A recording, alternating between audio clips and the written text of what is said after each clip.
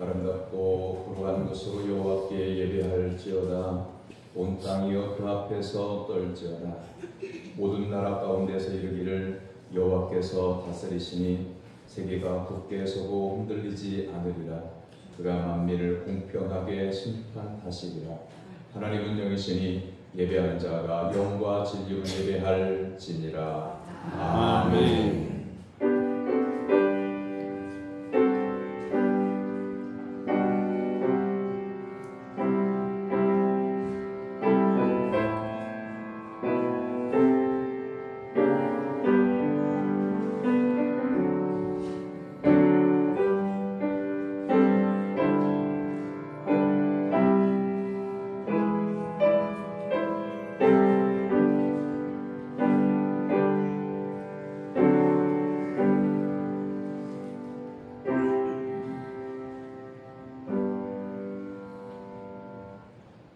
우리에게 복을 주시는 하나님 아버지, 주의 백성들이 믿음으로 예배를 드릴 때에 성령의 감화와 감동을 허락하여 주옵소서. 예배하는 성도들에게 하늘의 신령한 은혜를 내려주시고 하나님의 얼굴 빛을 비춰주시며 하나님의 의로운 길로 인도하여 주옵소서. 들려주시는 말씀을 통하여 우리의 심령이 새 힘을 얻고 흡족한 은혜를 누리도록 도와주옵소서. 모든 영광을 하나님께 올려드리오며 기쁨의 근원이 되시는 예수님의 이름으로 기원하옵나이다. 아멘. 다같이 일어나서 찬양의 찬송 23장 찬송하겠습니다.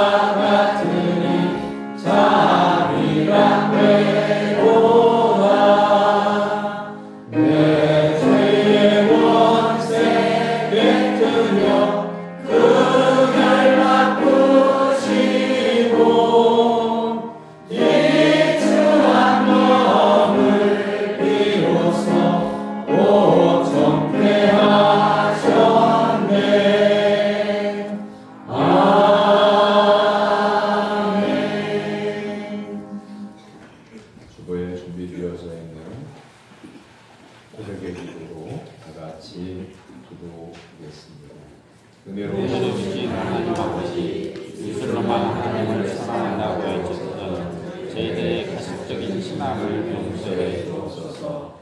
그동안 저희를 공격하는 것을 좋아하면서 하나님의 결과를 몰랐습니다. 저희들의 부담없는 자존심으로 가난하고 배우지 못하는 것을 무시하고 교회하며 살았습니다. 하나님의 형상대로 지분하는 형제와 자매가 연들고 그만을 향한 것을 보면서도 무심하게 지나쳤습니다. 눈에 보이는 이웃을 사랑하지 못했던 저희들의 죄를 용서해 주옵소서. 예수님의 이름으로 고백의 기도를 드립니다. 아멘. 이제는 여러분 각자가 지난 한 주간 동안 하나님과 사람 앞에서 지은 모든 죄악과 허물과 실수를 침묵으로 고백하는 시간입니다.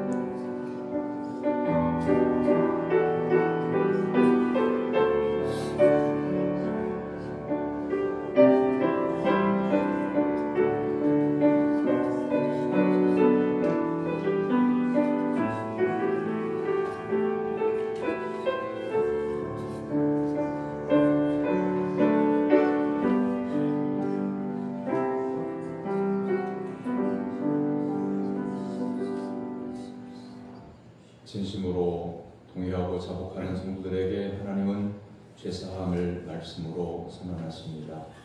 여호와는 마음이 상한 자를 가까이 하시고 충심으로 통회하는 자를 구원하시는도다. 그의 모든 뼈를 보호하시며 그 중에서 하나도 꺾이지 아니하도다. 아멘. 성시교독은 교독은 29권 10편 65쪽의 말씀입니다.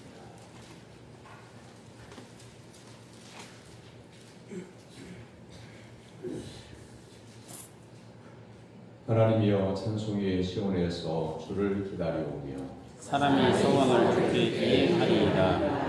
기도를 들으시는 주여 오늘 제가 주께 나아오리이다. 죄악이 나를 부딪혔사오니 그의 허물을 주께서 사하시리이다. 주께서 택하시고 가까이 오게 하사 주의 뜻에 살게 하신 사람은 복이나이다. 우리가 주의 집 곧 주의 성전의 아름다움으로 만족하리이다.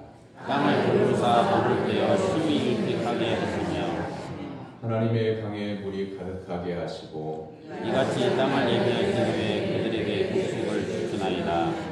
초장은 양대로 옷 입었고 골짜기는 곡식으로 덮였음에 그들이 다 수고에 지고 노래하나이다.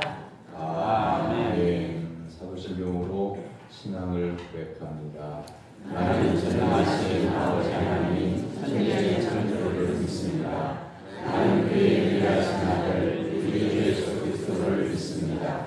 그는 성령으로 되어 동정녀 마리아에게 사시고 본디오 빌라도에게 고난을 받아 십자가에 못 박혀 죽으시고 장사된 지 사흘 만에 죽은 자 가운데서 다시 살아나셨으며 하늘에 오셔서 전능하신 아버지 하나님 하나님의 나라에 계시다가 거기로부터 살아있는 자와 죽은 자를 심판하러 오십니다.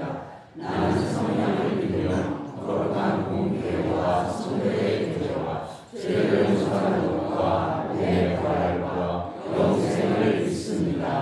아멘.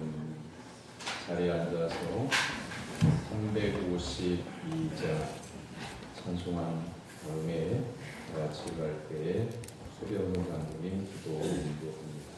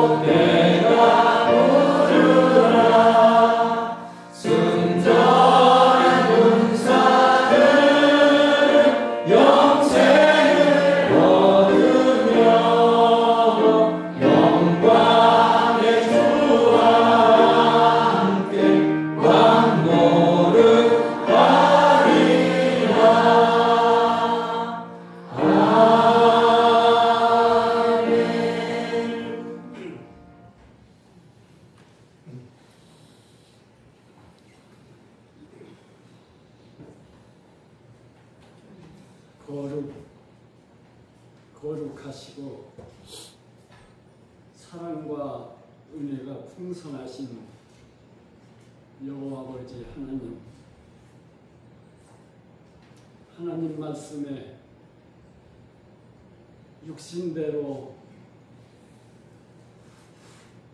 살면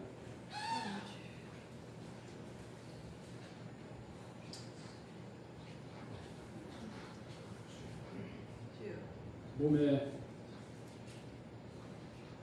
죄를 면하지 아니하면 우리는 죽을 수밖에 없는 죄인들이라 말씀하셨습니다. 육신의 삶을 위하여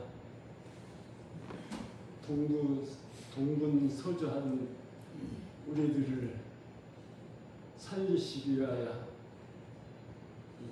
오늘 또 세상 날과 구별된 주님의 날을 허락하여 주시어서 거룩하신 하나님 앞에 예배할 수 있도록 예배자로 세워주심을 감사합니다.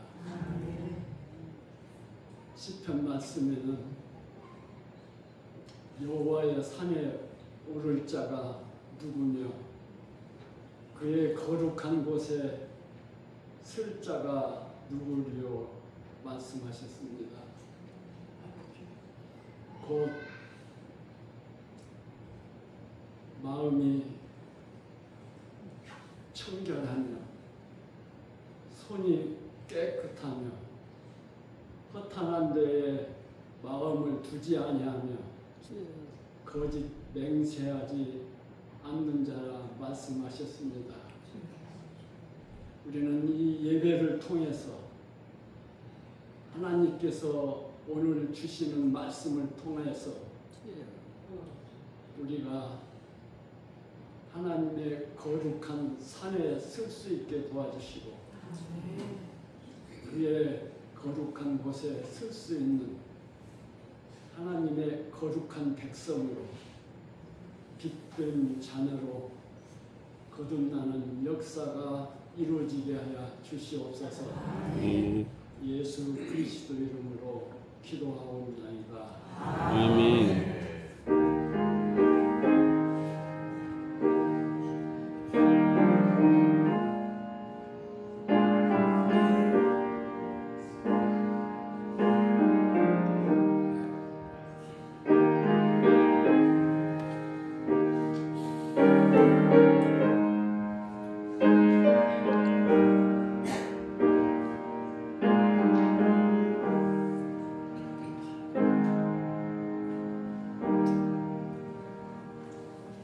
믿음으로 성도들이 하나님께 드린 예물을 봉헌합니다.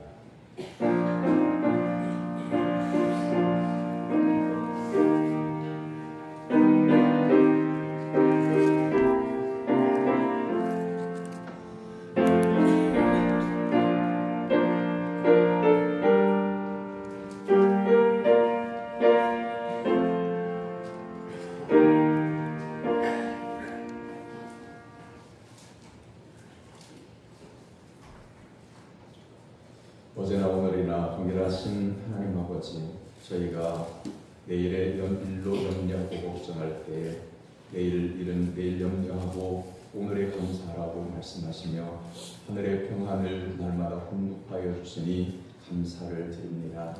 지금까지 오직 하나님의 은혜와 사랑으로 살아왔음을 고백합니다. 예수 그리스도 안에 있는 이 평안과 은혜를 진심으로 감사드립니다. 저들에게 모든 것 주시는 하나님 아버지, 우리의 인생도 우리에게 있는 물질도 가정도 자녀들도 모두 다 하나님의 은혜로 주어진 것입니다. 이 시간 저들의 마음까지도 드리오니 저들의 삶의 모든 것을 구별하여 주옵소서. 11조를 드립니다. 하나님께서 허락해 주신 도둑의 11조를 구별하여 드리는 성도들에게 하늘의 신령한 은혜와 땅의 기름진 복을 더하여 주옵소서.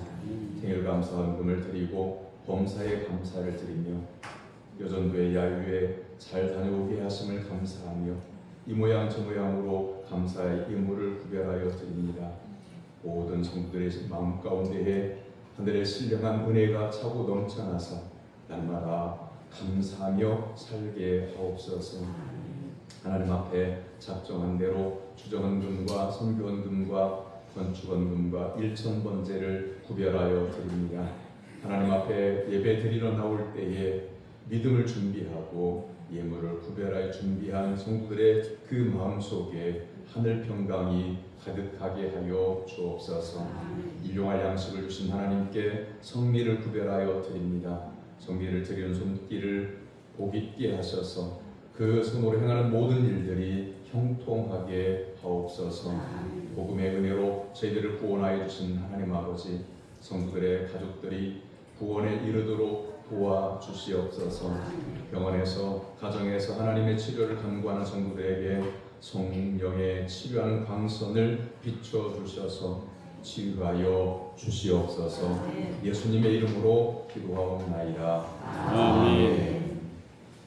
하나님께서 오늘 우리에게 주신 말씀은 요한복음 6장 60절에서 71절까지입니다.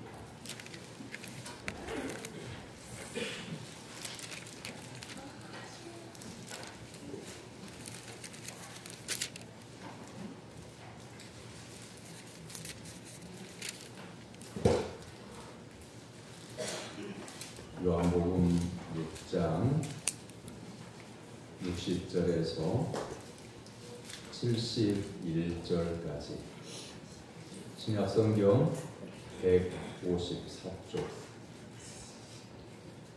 요한복음 6장 60절에서 71절까지의 살아계신 하나님의 말씀을 저와 여러분이 한 절씩 교독하겠습니다. 제자 중 여럿이 듣고 말하되 이 말씀은 어렵도다.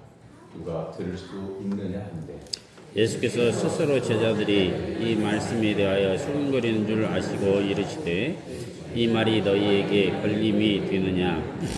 그러면 너희는 인자가 이전에 있던 곳으로 올라가는 것을 본다면 어떻게 하겠느냐. 살리는 것은 영이니 육은 무익하니라. 내가 너희에게 이런 말은 영이요 생명이라. 그러나 너희 중에 믿지 아니하는 자들이 있느니라 하시니 이는 예수께서 믿지 아니하는 자들이 누구며 자기를 팔 자가 누구인지 처음부터 아심이로라. 또 이르시되 그러므로 전에 너희에게 말하기를 내 아버지께서 오게 하여 주시 아니하시면 누구든지 내게 올 수 없다 하였노라 하시니라. 그때부터 그의 제자 중에서 많은 사람이 떠나가고 다시 그와 함께 다니지 아니하더라. 예수께서 열두 제자에게 이르시되 너희도 가려느냐. 시몬 베드로가 대답하되 주여 영생의 말씀이 주께 있사오니 우리가 누구에게로 가오리까. 우리가 주는 하나님의 거룩하신 자이신 줄 믿고 알았사옵나이다. 예수께서 대답하시되 내가 너희 열두를 택하지 아니하였느냐. 그러나 너희 중에 한 사람은 마귀니라 하시니. 그 말씀은 가룟 유다의 아들 유다를 가리키십니다. 그의 열둘 중에 하나로 예수를 팔자라라. 아멘. 아멘. 이는 살아계신 하나님의 말씀입니다. 아멘. 찬양대가 찬양하고 하나님께 영광을 드립니다.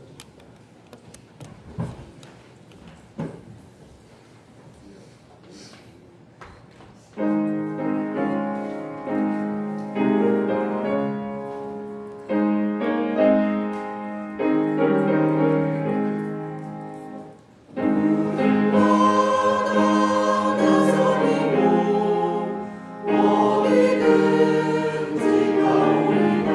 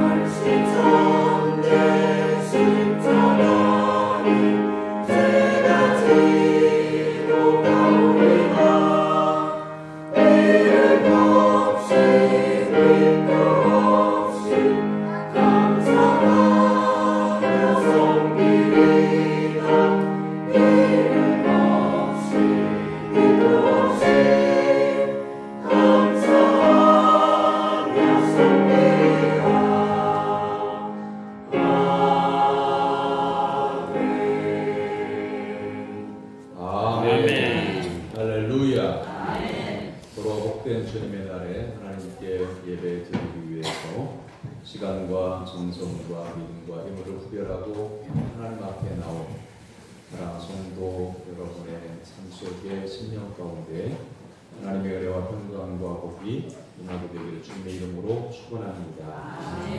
옆에 있는 성도들과 인사를 나눕니다. 주 안에서 강건하기를 바랍니다. 주 안에서 강건하기를 바랍니다. 말씀의 은혜 받읍시다. 말씀의 은혜 받읍시다. 할렐루야. 아멘.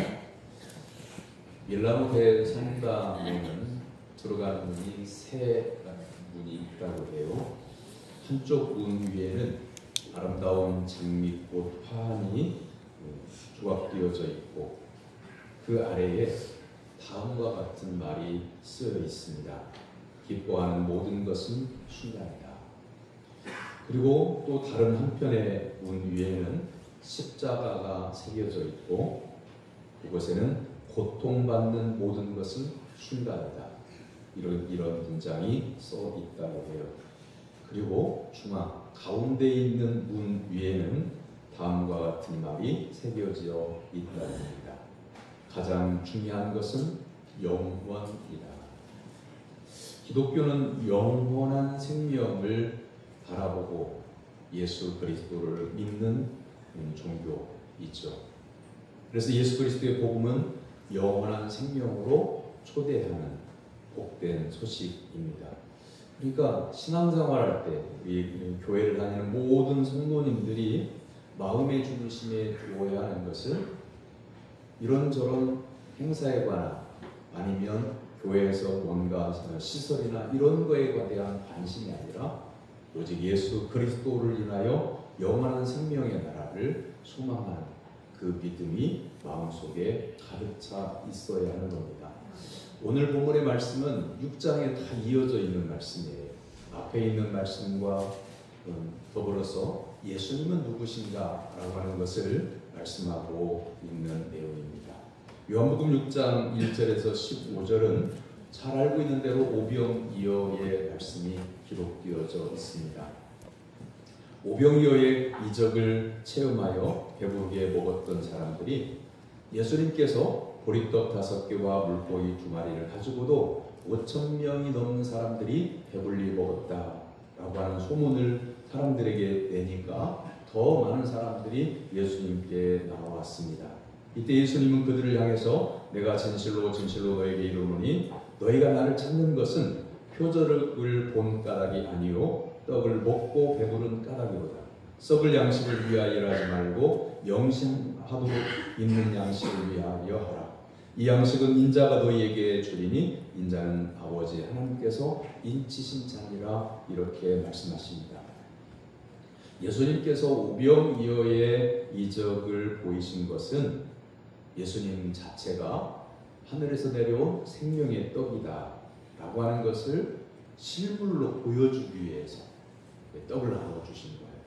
그러니까 예수님이 나눠주시는 떡을 먹고 배가 부른 것처럼 예수님은 하늘에서 내려온 생명의 떡인데 예수님을 믿는 성도는 영원한 생명을 얻는다. 그래서 예수님이 생명의 떡이다. 이렇게 이 말씀을 잘 이해할 수 있게 이 말씀을 오병이어의 이적을 행한 거예요. 그런데 사람들은 먹고 육체의 배가 부른 것만 생각을 하는 거죠. 사랑하는 성도 여러분, 여러분들도 우리가 신앙생활하기 위해서 마음을 다하고 있는데 육체를 가지고 있기 때문에 육체의 생각, 육체의 일을 더 중요하게 생각할 때가 있습니다. 예를 들면 이런 거죠. 두 끼를 굶었어요. 아침 굶고 점심 굶고 그랬더니 저녁 때쯤 되니까 허기가 질 뿐만 아니라 어지럽고 쓰러질 것 같고 그리고 자꾸 식은땀이 나. 이런 상황 가운데서 빨리 무엇이든 그게 죽이 됐든 밥이 됐든 떡이 됐든 무엇이든지 빨리 찾아서 먹는 것이 급하잖아. 왜냐하면 조금만 더 지체했다가는 쓰러질 수도 있으니까. 그런데 예배드리러 오래. 이랬을 때 예배를 드리는 것은 믿음의 일이고 밥을 찾아서 먹는 것은 육체의 일인데 평소에는 우리가 건강하고 아침 식사를 하고 그리고 교회에 나왔을 때는 예배에 집중하는 마음이 더 크고 그런데 두 끼를 굶고 쓰러질 것 같은 상황 가운데서는 예배 시간이 다가오지만 쓰러질 것 같으니까 육체의 배를 위해서 먹을 것을 찾는 것이 더 커지는 거죠. 그래서 우리는 이것을 이해를 하고 살아야 해. 나는 육체의 한계를 가지고 있는 사람이다. 그러니까 어쩌자는 거냐면 어쩔 수 없다 그런 게 아니고 나 자신의 믿음의 단계, 영적인 상태, 육체의 건강의 상태 이 모든 것을 분별하고 하나님의 말씀을 따라서 살아가게 되면 전인적인 건강이 이루어지게 되는 거죠. 그리고 육체는요 나이가 더 들어갈수록 늙어지는 것은 피할 수가 없는 거예요. 또한 주름살 지고 육체의 몸이 기력이 쇠해지는 것은 당연한 현상이에요. 그런데 그렇다고 해서 주의 영이 그 심령 가운데에 내 육신의 나이가 늙었다고 해서 우리의 심령 가운데에 오시는 성령도 같이 늙어서 우리의 마음, 우리의 심령의 상태가 늙어지는 것은 아니라는 말씀이죠. 바꿔 말하면 육체는 후퇴할지라도 후퇴한다고 말 점차적으로 늙어져 간다는 거죠. 그러나 주의 성령이 충만하게 되면 주의 영, 우리의 심령이 새롭게 될 수 있다고 하는 거죠. 그런데 예수님의 말씀을 들어 나온 사람들이 저녁이 됐는데 먹을 것이 없고 그러니까 오병이어의 이적을 베푸신 것은 내가 하늘로부터 내려온 생명의 떡이다.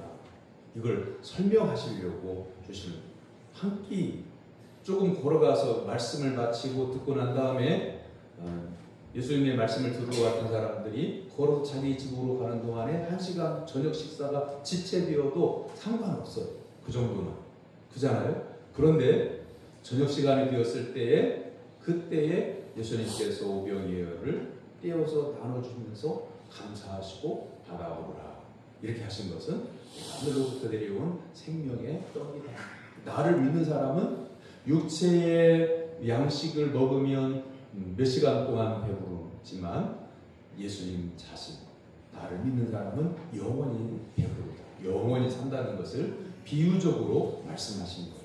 그런데 여전히 예수님께 나오는 사람들은 예수님이 나눠주신 이 떡을 보고 물고기를 보고 육체의 배부른 것만 생각하는 거죠. 그래서 예수님께서 말씀하신 내가 생명의 떡이다. 또한 나의 살과 피를 먹고 마시는 자는 영원히 살리라. 이런 말씀을 도무지 이해를 못하는 거죠. 예수님의 살을 어떻게 먹어? 사람의 살을 어떻게 먹어? 사람의 피를 어떻게 마셔? 이렇게 생각하는 거죠. 예수님의 살과 피를 먹고 마신다고 해서 어떻게 우리 영생한다는 말은 무병장수하는 그 불로초를 주에서 먹으면 몇 천년이고 산다 그런 뜻인가? 사람의 이 머리로는 이해를 못한 거죠. 그래서 예수님의 말씀이 하나님을 믿으니 나를 믿어라 그리하면 영원히 살리라 라고 하는 말씀을 거듭해서 반복하는 말씀이 요한복음 6장의 말씀이라고 하는 거죠. 58절에 이것은 하늘에서 내려온 떡이니 조상들이 먹고도 죽은 그것과 같지 아니하여 이 떡을 먹는 자는 영원히 살리라. 왜 예수님께서 모세 때에 광야에 있을 때 하나님께서 내리신 만나를 비교해서 예수님은 영원한 생명의 떡이다 이렇게 말씀하셨느냐면 이스라엘 사람들은요 아브라함을 자랑스럽게 여겼어요. 그리고 광야에서 자기 조상들이 만나를 먹었다고 하는 이것도 자랑스럽게 말하면서 살았던 사람들이에요.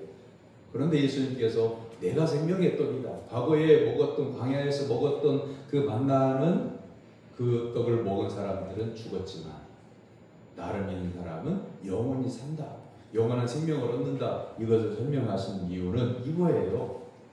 옛날의 전통을 가지고 우리가 구원받는 게 아니라 예수님을 내가 구주로 믿을 때에 구원을 받는다는 이 말씀을 주시는 거예요.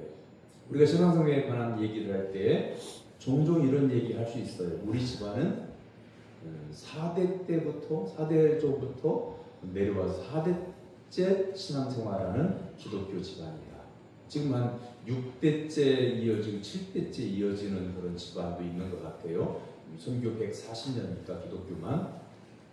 그런데 7대째 신앙생활하는 기독교 가문이라서 구원받는 게 아니라 지금까지 내 가정 가운데 내 가문에서 조상 대대로 복음이 우리나라에 들어왔던 그때부터 지금까지 단 한 사람도 내 가정 가운데에서는 믿는 사람이 없었어도 오늘 그 가족 중에서 한 사람이 예수님을 믿으면 그 믿음으로 구원을 받는다. 그 말씀입니다. 그러니까 옛날에 내가 신앙생활을 어떻게 했다? 내가 자랑할 만한 것이 이거다? 그건 여러분 가문 안에서 여러분 후손들에게 신앙을 이어줄 때에 우리 아버지는, 우리 할아버지는, 우리 할머니는 이러한 신앙으로 하나님을 영화롭게 하면서 사셨으니 너희 후손들도 이 믿음을 받았으면 좋겠다 라고 하는 차원에서의 이야기지, 다른 사람들에게 여러분 친구 만나면 손자, 손녀 자랑해요? 아니요? 하죠. 그러면 막 손자 자랑할 때 그 할머니는 막 신이 나서 우리 손자는 몇 살인데 남들은 아직 걷지도 못하는데 뛰기도 한다고 막 그러면서 신나게 손주, 예쁜 손주를 생각하면서 자랑을 막 해요. 그 할머니만 신난 거지. 옆에서 듣고 있는 손자가 없는 할머니는 입이 삐쭉삐쭉해요. 그러지 않겠어요? 그러니까 신앙의 자랑이라고 하는 것은 내 자녀분들에게 교훈을 주기 위한 간증일 때나 유익한 거지. 하나님 앞에서 하나님 예수님의 십자가도 허락해 주셨고 하나님께서 나를 택정해 주시기도 했는데 내가 70년 동안 신앙생활 잘해서 구원받는 거 아니겠어요? 하나님 이렇게 고백한다고, 자랑스럽게 고백한다고 해봐요. 예수 그리스도의 십자가 복음으로 나를 구원하신 그 아들을 내어주신 하나님 아버지께서, 사실 하나님이시기 때문에 우리가 생각할 때 예수님을 십자가에 내어놓으신 하나님은 우리 육체를 가지고 있는 우리 부모님처럼 마음 아파하고 애타하고 평생 눈물을 흘리며 슬퍼하고 그러지 않으실 거라고 이렇게 생각을 하는 거지. 하나님께서 하나밖에 없는 아들 예수 그리스도를 십자가에 내어주시고 찢기고 상하고 매질당하고 피 흘리고 돌아가시고 이걸 아버지가 내려다보고 십자가를 내려다보면서 마음이 안 아프시겠어요?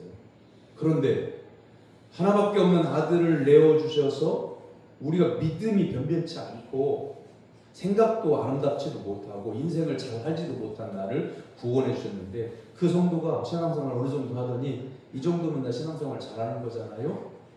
이 지금까지 20년 동안 봉사했더니 구원해 주신 거잖아요? 이렇게 하나님께 자랑스럽게 얘기한다고 하면 하나님께서 어떤 말씀을 하실까 생각해 보면 답이 나오잖아요. 그리고 신앙생활은 하는 것에 대해서 다른 사람들에게 자랑하고 싶어 하겠지만 사실 하나님께서 필요하시다고 하면 믿음의 선한 사람들을 통해서 그 일이 아름다운 신앙의 모습으로 소문이 나게 하실 거예요. 그러니까 내 입으로 자랑할 것이 없다라고 하는 거죠. 근데 이스라엘 백성들은 예수님께서 생명의 떡이다 하면서 오병이어의 이적을 베풀어 주실 때에 실물 설교를 하신 거거든요. 예를 들어서. 그런데 예수님이 말씀하신 내가 생명의 떡이다, 이 말씀의 의미를 생각하는 게 아니라 예수님이 나눠주시는 오병이어만 보고 있는 거예요. 그리고 우리는 오늘 이 물고기와 이 떡을 먹었지만 우리 조상들은 광야에서 하늘에서 내려준 하나님께 주신 만나를 먹었던 민족이야 이렇게 생각한다는 거예요. 사랑하는 성도 여러분, 과거의 전통이 나를 구원하시는 게 아니라 지금 여러분의 마음속에 예수 그리스도를 구주로 믿고 의지하고 순종하는 그때에 그 믿음으로 구원받는다고 하는 것을 기억하시기를 주님의 이름으로 축원합니다. 그런데 이제 60절에 61절에 보면 제자 중 여럿이 듣고 말하되 이 말씀은 어렵도다. 누가 들을 수 있느냐 한데 예수께서 스스로 제자들이 이 말씀에 대하여 수군거린 줄 아시고 이르시되 이 말이 너희에게 권리이 되느냐 라고 이렇게 물으십니다. 사실 제자들도 예수님의 말씀이 이해가 안 됐어요. 내가 생명의 떡이다. 어떻게 예수님을 우리가 그 살을 먹을 수 있다는 말인가 이렇게 지금 상상하고 있는 거예요. 그래서 예수님이 말씀하신 것은 어렵다라고 이렇게 말하고 있는 거예요. 66절에 그때부터 그의 제자 중에서 많은 사람이 떠나가고 다시 그와 함께 다니지 아니하더라. 예수님께서 생명의 떡이다라고 나를 믿는 자는 영원한 생명을 선물로 받는다고 하는 이 말씀을 이해하지 못하는 사람들이 떠나가기 시작했어요. 그리고 예수님께서 오병이어의 이적을 베풀어 주시고 난 다음에 우리가 가가지고 오병이어를 가지고 배불리 5,000명이나 먹었어 라고 하는 소문을 내니까 사람들이 때가 되어서 배고픔을 해결하기 위해서 예수님께 와서 밥이나 얻어 먹을까 했는데 예수님께서 밥을 주시는 게 아니라 내가 생명의 떡이다. 지난번에 오병이어의 이적을 베푼 것은 이걸 설명하려고 한 것이다 라고 하는 말씀을 밥을 안 주니까 사람들이 떠나기 시작합니다. 우리가 예수님을 믿는다고 했을 때에 사랑하는 성도 여러분, 예수님 한 분만으로는 나는 족합니다. 교회에 와서 예배를 드릴 때에 말씀을 듣고 하나님의 말씀의 은혜를 받은 그것만으로 나는 하나님 말씀만으로도 감사합니다. 이런 신앙이어야 우리가 신앙생활할 때 걸려 넘어지지 않습니다. 그런데 교회 가면 오늘 뭘 줄까? 점심때에 어떤 반찬이 나올까? 나는 교회 가서 이걸 꼭 받아와야 되겠다 라고 하는 생각이 커지면 내가 생각한 대로 안 되어지면 어떻게 되겠어요? 그렇잖아요? 예수님을 믿는 성도는 교회를 나오는 이유는 내가 생각하는 바를 뭔가를 얻기 위해서 교회를 가는 게 아니라 나는 예수 그리스도께서 나를 위하여 십자가에 달려 돌아가셔서 나를 구원해 주신 것만으로도 나는 평생 감사합니다.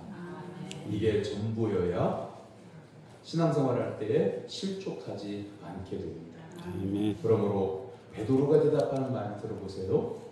다른 사람들이 예수님이 먹을 것을 주지 않고 생명의 떡이다. 내 살과 피를 먹고 마시는 자는 영생을 얻으리라. 이해도 안 되는 말씀을 자꾸 하시니까 사람들이 자꾸 떠나가요. 그걸 보고 예수님께서 제 아들을 향해서 너희들도 가려느냐? 너희도 가려느냐? 이렇게 질문할 때 베드로가 이렇게 대답하죠. 주여, 영생의 말씀이 주께 있사오니 우리가 누구에게로 가오리까?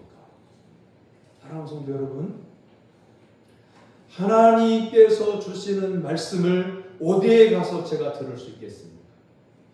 이런 신앙을 갖는다고 하면 여러분은 하나님의 나라에 들어갈 때까지 어떤 고난이나 환난이나 역경이 다가와도 또 사단이 여러분을 밀 까부르듯 치를 치듯 여러분을 까불러서 믿음을 떨어뜨리게 하려고 해도 절대로 믿음이 떨어지지 않고 시험에 들지 않게 됩니다. 확신이 있어요. 하나님의 말씀으로만 우리에게 영원한 생명의 은혜가 임한다고 믿습니다. 그래야죠. 요즘은요, 관광지를 가든 아니면 시내를 가든 공원을 가든 멋지게 옷 입은 사람들이, 신사 숙녀들이 길에 서 있어요. 이렇게 가판대 딱 놓고 거기다가 소책자 몇 개 놓고 파플렛 놓고 딱 서 있어요. 뭐 하는 사람들이에요? 진리를 아십니까? 당신은 구원을 받았습니까? 예수 믿는 성도가 순진하게 그럴 수 있죠. 나 예수 믿어요. 나 구원 받았어요. 나 교회 다녀요. 이렇게 대답할 수 있겠죠. 그런 사람들이 또 치고 돌아요. 몇 날, 며칠, 몇 시에 어떻게 구원 받았나요? 여러분, 이렇게 말하는 순간 대부분 교회를 다니는 성도님들이 내가 몇 날 며칠 몇 시에 구원받았지? 내가 구원받은 날이 언제지? 한 30년쯤에 내가 교회에 나온 것은 있는데 그날 내가 몇 날 며칠에 구원받았다고 하는 내가 확신을 어떤 성령의 인침을 그런 받은 기억은 없는데 그리고 여러분 그렇게 머뭇거리고 있으면 또 치고 들어와요. 이단을 만났을 때 가장 좋은 방법은 말을 섞지 않는 겁니다. 그건 죄가 아니에요. 여러분 이단이 문을 두드리거든 박대해도 됩니다. 이단은요. 성경이 그렇게 말씀하고 있어요. 그리고 친절하게 응대했다가 말로는 여러분은 이길 수가 없어요. 꼭 성경에 자기들이 필요한 말씀만 쏙쏙 빼가지고 그걸 다 달달달 외워가지고 응대하기 때문에 성경 전체를 외우고 있지 못한 우리는 그들이 말하는 성경에 말려요. 근데 그게 진리의 말씀, 하나님께서 구원에 이르게 하신 말씀들이 아니라 자기들이 원하는 말을 하기 위해서 비슷한 단어가 있거나 그 단어가 있으면 자기들이 말하는 것과는 상관이 없는 성경 기절을 갖다가 대는 거니까 그거 엉터리예요. 여러분 한번 생각해 보세요. 예수 그리스도를 나의 구주로 믿는 성도가 성경을 조금만 알고 교주 이만희를 믿는 그런 이단의 사람들이 성경을 더 많이 알고 하나님이 오실 때에 어떤 사람을 귀하게 여깁니까? 그러니까 우리는 지식적으로 뭔가를 더 많이 알고 말을 더 잘하면 졌다고 생각해요. 그런 상대에 대해서. 중요한 것은 말을 잘하는 게 아니고 예수 그리스도를 잘 믿어야 되는 거죠. 성경을 많이 외우면 유익하겠지만 성경을 적게 외워도 하나님의 말씀을 믿고 들려주실 때마다 성경책을 펴서 읽을 때마다 진리의 말씀이 하나님의 말씀이라고 확실히 믿고 있는 그 믿음이 귀한 거죠. 그렇기 때문에 나는 하나님의 말씀이 여기에 있으니 다른 사람들이 와서 여러분 유혹해도 나는 그곳으로 가지 않겠습니다. 라고 하는 마음의 확신이 중요한 거죠. 영생의 말씀이 예수님께 있는데 제가 누구에게 가겠습니까? 이 확실한 믿음이 있을 때에 사단이 시험한다고 할지라도 흔들리지 않게 되는 거죠. 오늘 본문은 예수님이 영생의 말씀이라고 말씀하십니다. 그렇다고 하면 영생은 무엇이며 그것은 어떤 생명을 말하는 것입니까? 이 물음에 관한 말씀을 듣기 전에 우리가 반드시 기억해야 할 것이 있습니다. 그것은 지금 여러분이 생각하고 있는 바를 따라서 여러분 지금 마음속에 중요하게 생각하고 있는 바를 따라서 인생을 산다고 하는 거죠. 그래서 믿음으로 살려면 믿음의 생각을 가장 중요하게 여러분 심령 바탕에서 생각하고 있어야 돼요.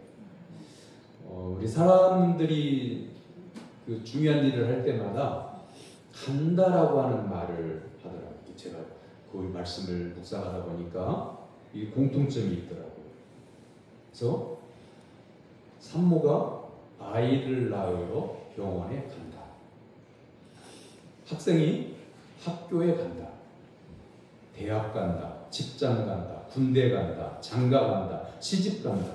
심지어 죽음의 과정 가운데에 간다는 그런 표현을 다 쓰더라고요. 병원에 아파서 입원하러 간다. 중환자실에 간다. 장례식장에 간다. 천국 간다. 지옥 간다.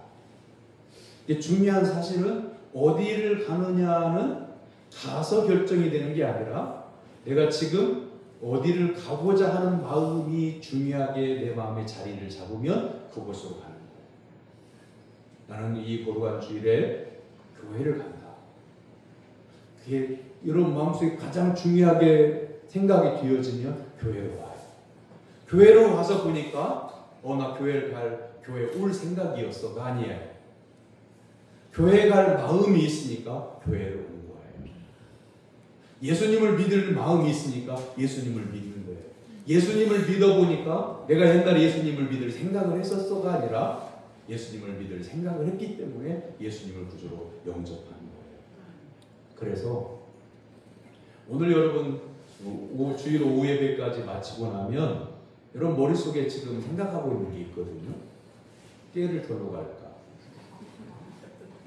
아니면 전주 시내 찜질방을 갈까? 아니면 큰딸네 집에 가서 오늘 저녁에 삼겹살 구워 먹을까? 이미 생각이 있는 분들은 가게 될 거예요.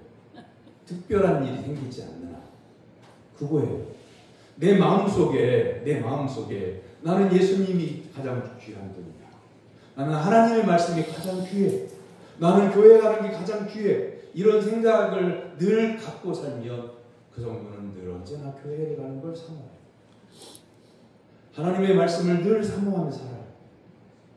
예수 그리스도를 늘 생각하며 살아요.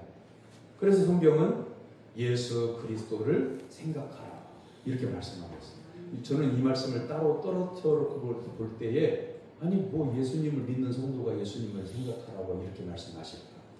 근데 마음속의 생각을 자리 잡은 그것이 내가 어떤 행동을 하고 어떤 장소를 가고 어떤 말을 하는 게 결정이 되더라고요. 사랑하는 성도 여러분, 하나님의 말씀이 여러분에게 가장 중요하다 이렇게 믿는 성도가 되기를 주님의 이름으로 축원합니다. 그리고요, 영생이라고 하는 것은요, 첫째는 예수님께서는 영생은 현재의 생활이라고 말씀하십니다. 56절, 57절 말씀 보세요. 우리 읽지 않은 앞에 있는 오늘 읽었던 본문 앞에 있어요. 56절, 57절 다 같이 읽겠습니다. 시작. 내 살을 먹고 내 피를 마시는 자는 내 안에 거하고 나도 그 안에 거하노라. 살아계신 아버지께서 나를 보내시니 내가 아버지로 말미암아 사는 것 같이 나를 먹는 그 사람도 나로 말미암아 살리라. 아멘. 이 말씀의 핵심은 어디냐면 내가 아버지로 말미암아 사는 것 같이. 그러니까 예수님께서 지금 이 땅에 오셨을 때 33년을 하셨고요. 공적으로 말씀을 전하기 시작한 것이 30세이고요. 33세 때에 십자가를 지시고 부활하시고 하늘로 올려가셨어요. 그런데 예수님이 하신 말씀, 평소에 하신 말씀이 무슨 얘기냐면 내가 지금 하는 것은 내 아버지의 뜻대로 산다.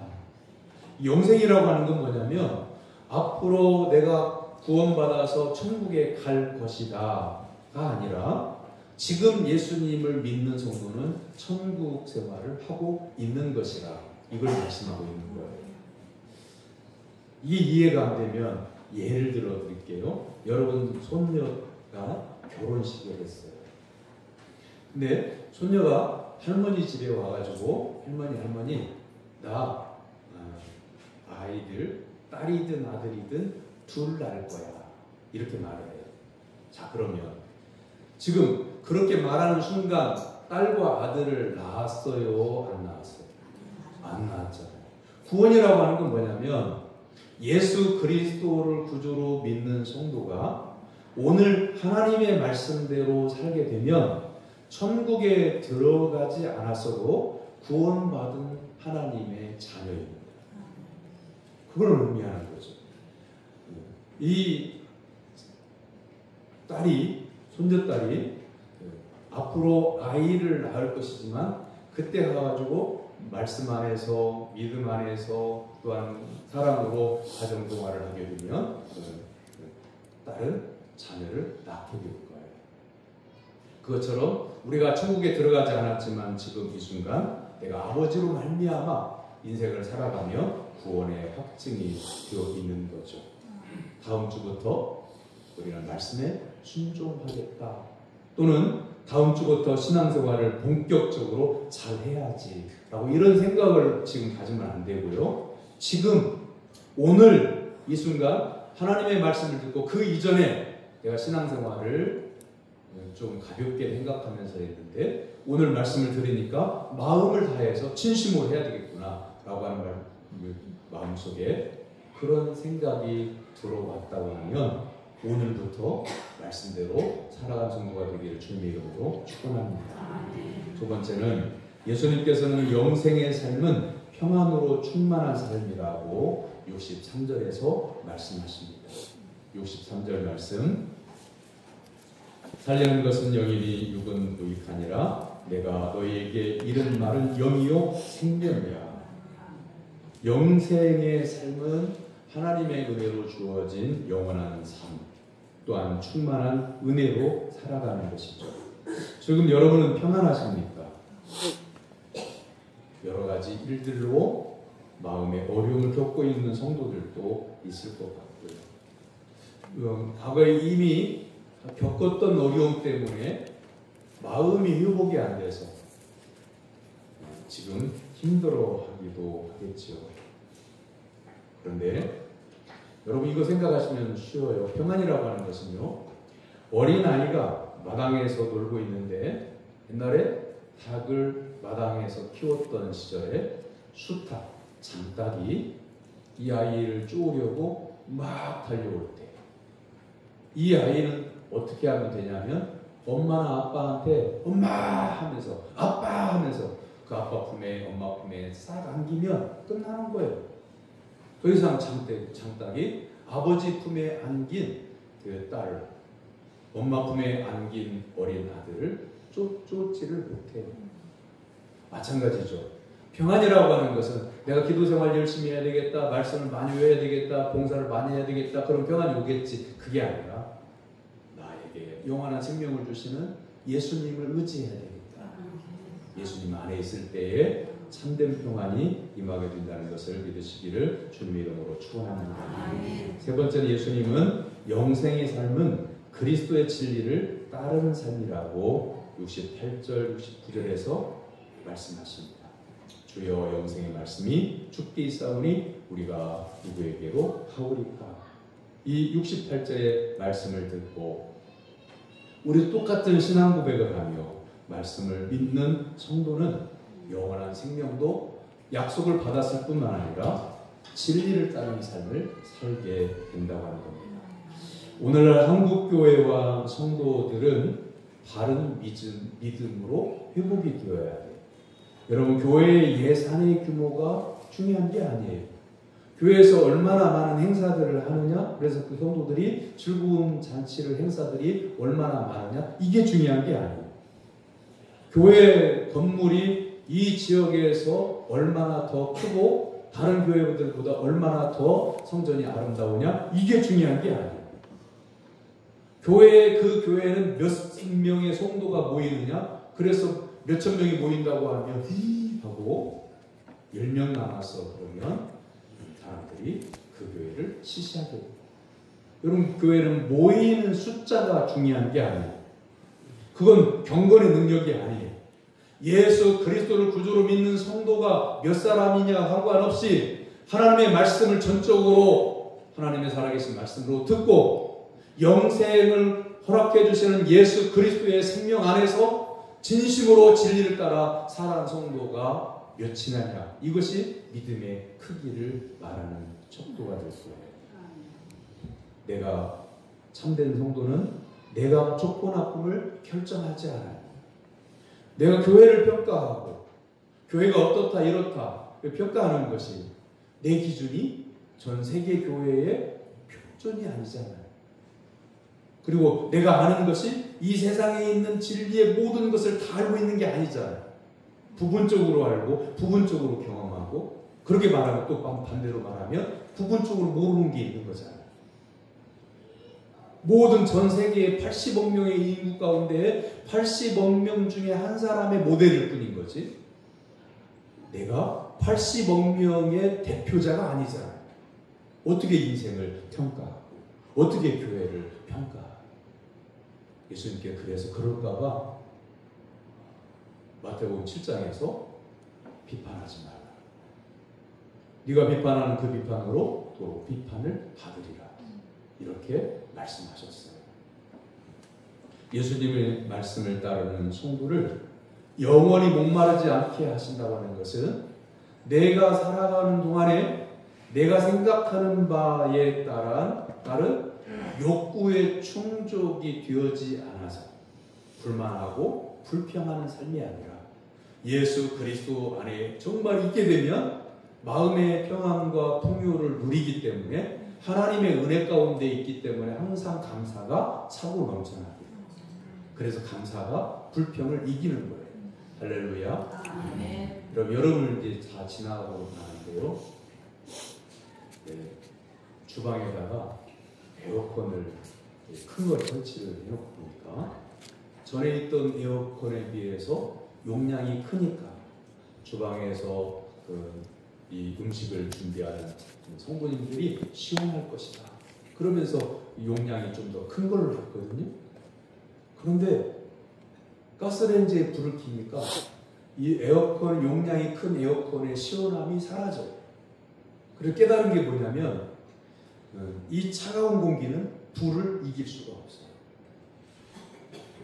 사랑하는 성도 여러분, 예수 그리스도로 인하여 은혜가 충만하고 감사가 충만한 성도는요, 불만이 이 감사를 이길 수가 없어요. 불평이 감사하는 그 마음을 이길 수가 없어요. 그러므로 예수 그리스도 안에서 영원한 생명의 은혜를 받고 진리의 말씀을 따라가고 영생의 말씀이 여기 있으니 내가 어디로 가니까 고백하면서 믿음으로 사는 성도가 되기를 주님의 이름으로 축원합니다. 아멘. 기도하겠습니다. 살아계신 하나님 아버지, 이 땅에 예수님을 보내주셔서 저희들의 죄를 씻어주시고 하나님의 자녀 삼아주셔서 하늘의 영원한 생명을 이 땅에서도 누리게 하심을 감사드립니다. 아멘. 예수 그리스도만을 나의 구주로 믿고 의지하고 하나님의 말씀만을 중요하게 여기며 살아갈 때 세상 끝날까지 하나님이 주시는 평안을 누리는 모든 성도가 되게 하여 주시옵소서. 아멘. 예수님의 이름으로 기도하옵나이다. 아멘.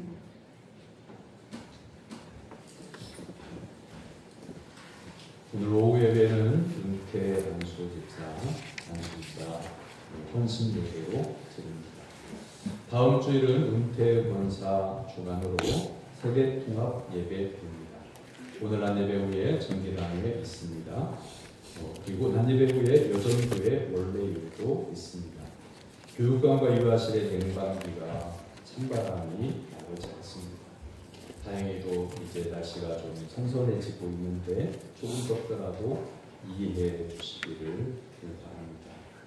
그리고 주부에 넣지는 않았는데 화요일부터 목요일까지 우리 교단의 총회가 영락교회당에서 있습니다. 주제는 용서, 사랑의 시작입니다가 되겠습니다. 내년도 교회 표가 되겠습니다. 총회를 위해서 기도 부탁드립니다. 옆에 있는 분들과 바라보고 인사를 나눕니다. 예수님만 믿고 의지하며 삽시다. 예수님만 믿고 의지하며 삽시다. 일어나서 55장 참소하겠습니다.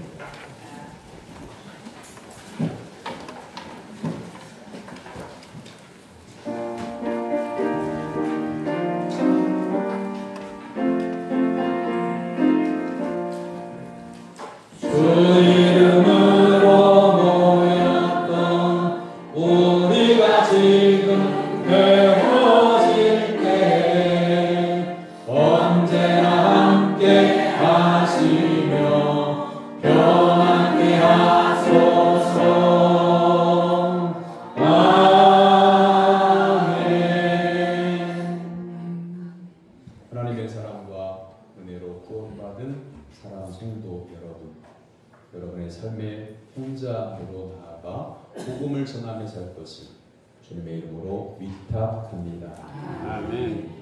여호와는 네게 복을 주시고 너를 지키시기를 원하며 여호와는 그의 얼굴을 네게 비추사 은혜 베푸시기를 원하며 여호와는 그 얼굴을 네게로 향하여 드사 평강 주시기를 원하노라. 아멘.